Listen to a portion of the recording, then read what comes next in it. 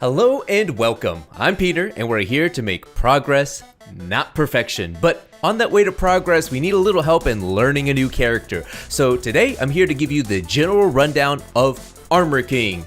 We're gonna go over his strengths, weaknesses, punishment tools, and key moves. This is gonna be a broad rundown, so I'm not gonna go in depth about every little tiny aspect of the character. I think for beginners and intermediates, it's more important to go over the fundamental things and not the niche situations. All right, let's go.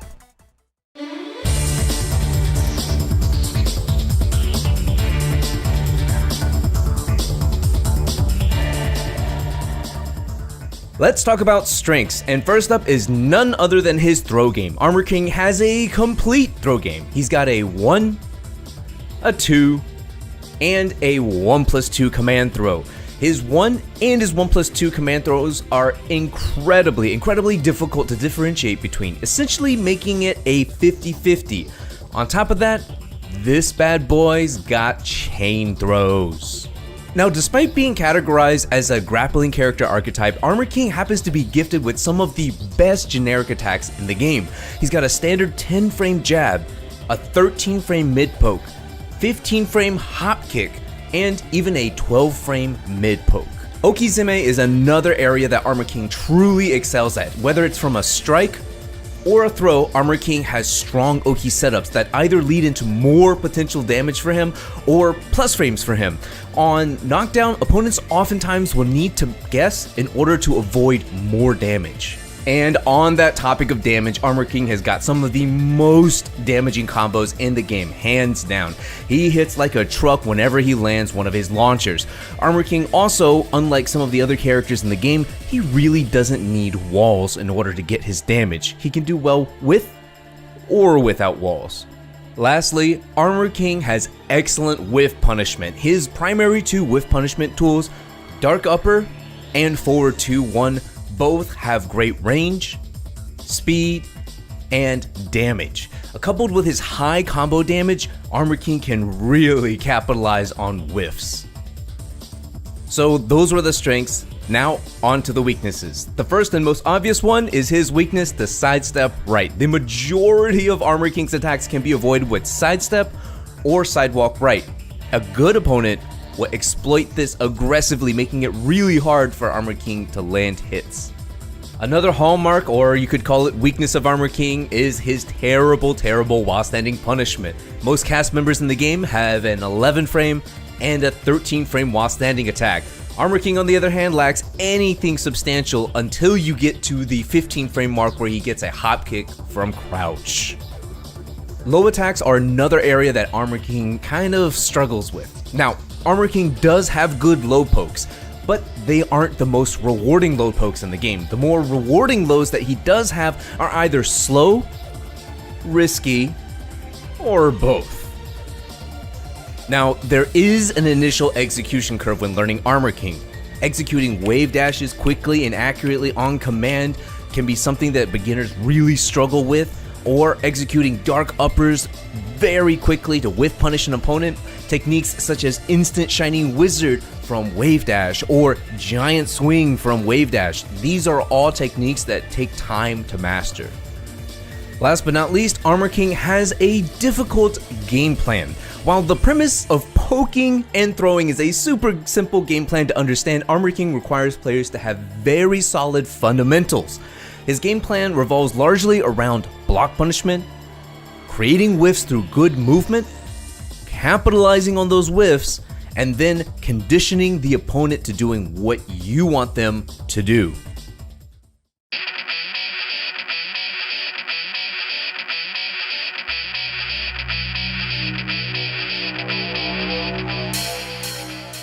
And here we are at block punishment, starting off with standing punishers. For 10 frames, Armor King has 2-1. It gives good frames on hit and on block. Because it's only -1 on block and is a high mid, there's very little risk in throwing this attack out. Hell, you could even use it as a poke if you want. At the 12 frame mark, Armor King has back 1-2. There's not a whole lot to be said about this move. It has pretty average damage, but has really good range.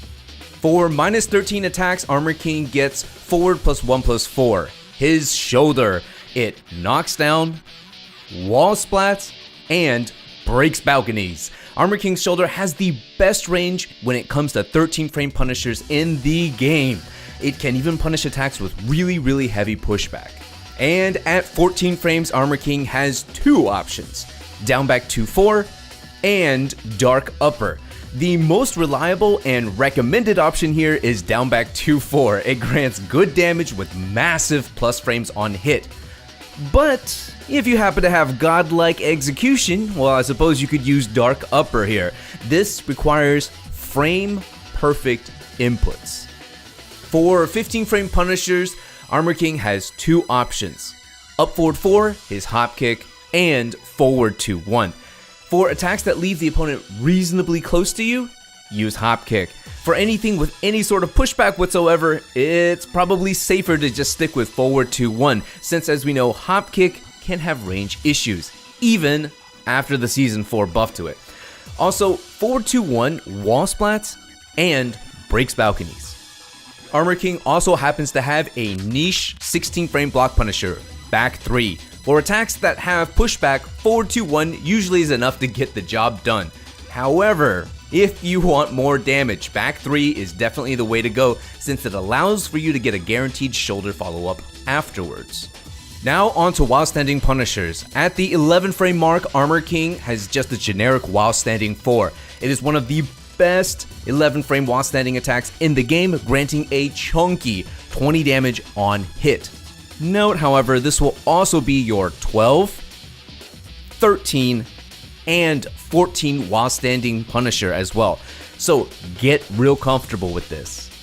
As a 15 frame while standing attack, Armor King has hop kick from crouch. While most of the cast has a universal while standing option that's 15 frames or faster, Armor King does not. There will be a little bit of a learning curve to use hop kick to punish minus 15 lows if you're not already used to this.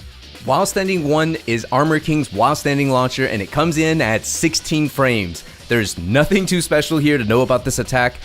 Moving on. For minus 23 or super heavily minus on block low attacks, Armor King's best punish is his generic delayed hop kick. Again, nothing special here, just a universal option.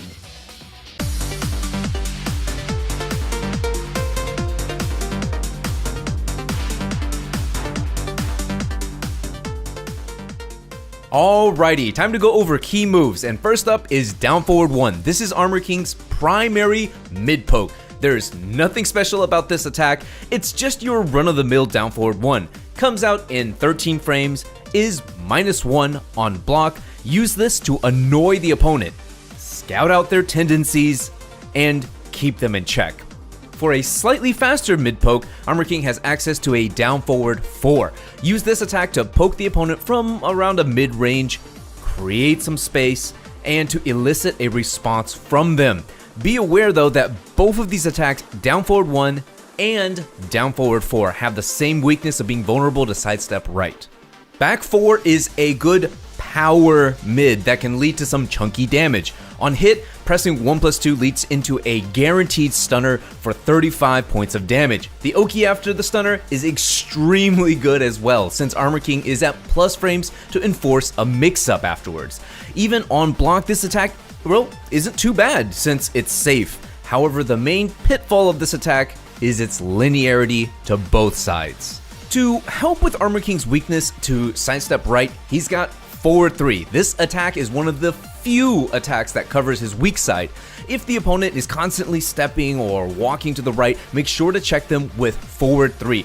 The attack is only -3 on block, which means that even when it is blocked, you still have the option of sidestepping incoming attacks. Forward 3 also comes with extensions. Use the extensions every now and then to keep the opponent from mashing after forward 3. The last hit is duckable, but it's completely counter hit confirmable if the first hit is a counter hit. Use the big red hit spark to help you confirm a counter hit. Next, we're going to talk about Armor King's low pokes, down 3 and down 4. Down 3 is a fast plus on hit low poke.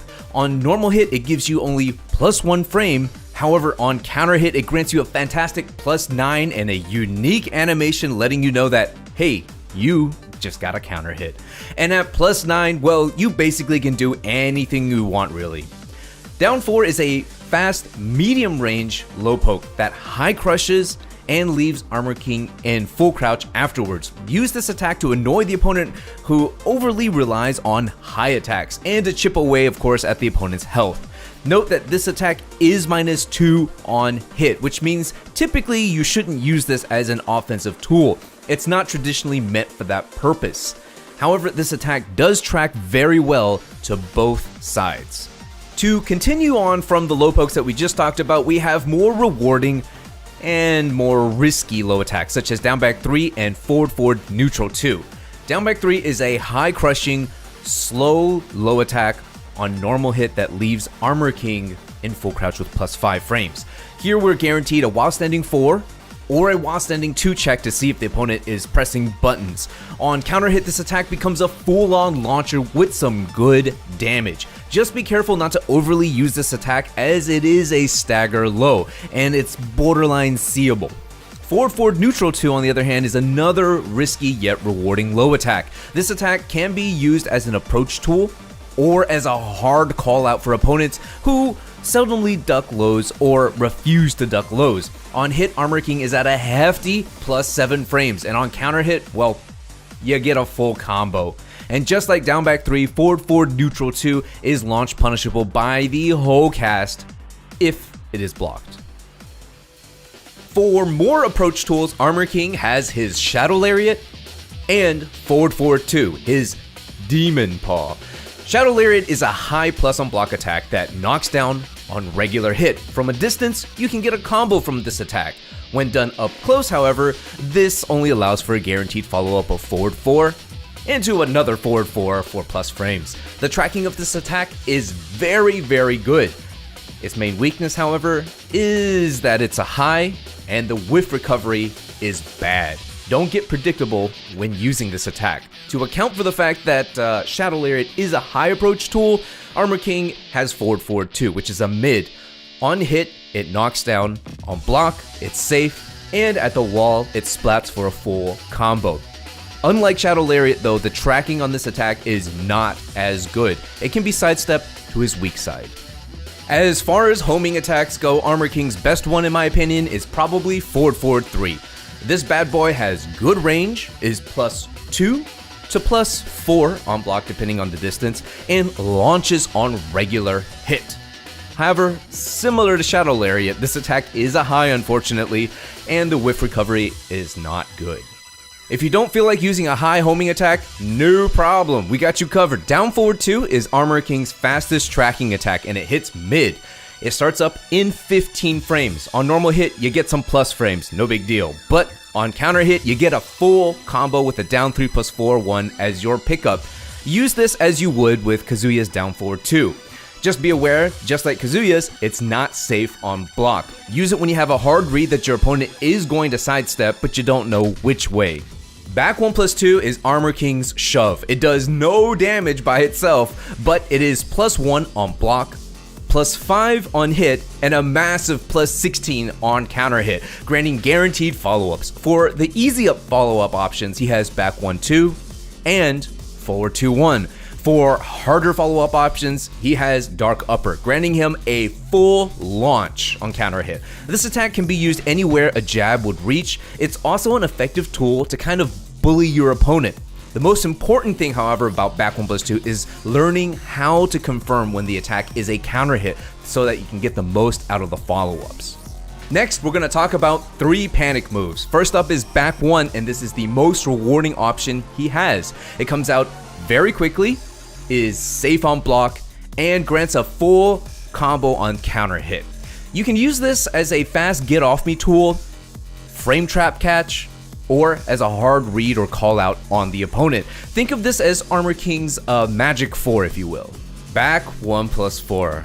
Straight arrow. Oh boy. If there was ever a cheap move that Armor King has, this is it, boys. This is it. Straight arrow. It's an evasive sidestep strike with some backswing blow added in, and a sprinkle of low crushing because he lifts his goddamn feet off the ground. The attack is minus 13 on block, but most of the cast cannot reliably punish this because of the massive amount of pushback he has on it. Use this when you want to avoid pressure from the opponent, or you can use it to slip out of certain strings so that you don't have to take the mix-up. Last but not least, we have down 1-4. This is a 10-frame, high-crushing string that gives you good frames on hit. This attack can be used to steal your turn back from minus frames, especially against opponents who overly rely on high attacks. Think of this as a dick jab that leaves you standing and gives you more damage. Be aware, however, that this string is not safe on block. But it's only minus 10 on block, so why not throw it out every once in a while? Now for some throws. I've gone ahead and selected 3 throws, each with unique breaks. For his one break, we have Giant Swing. While the motion of this attack is one of the more complicated moves in the game, it's completely bufferable. Also, Giant Swing is one of the few throws in the game that comes out in 10 frames. AKA, it comes out pretty fucking fast. This attack is very flexible with its uses, whether it's teched or not teched. This allows Armor King to switch sides. This is invaluable, especially if you're trying to escape the wall. Also, the damage on this thing is insane, especially if your back is against the wall. For his 1+2 break, we have the Stone Cold DDT. Hell yeah, this throw switches sides unless it's broken.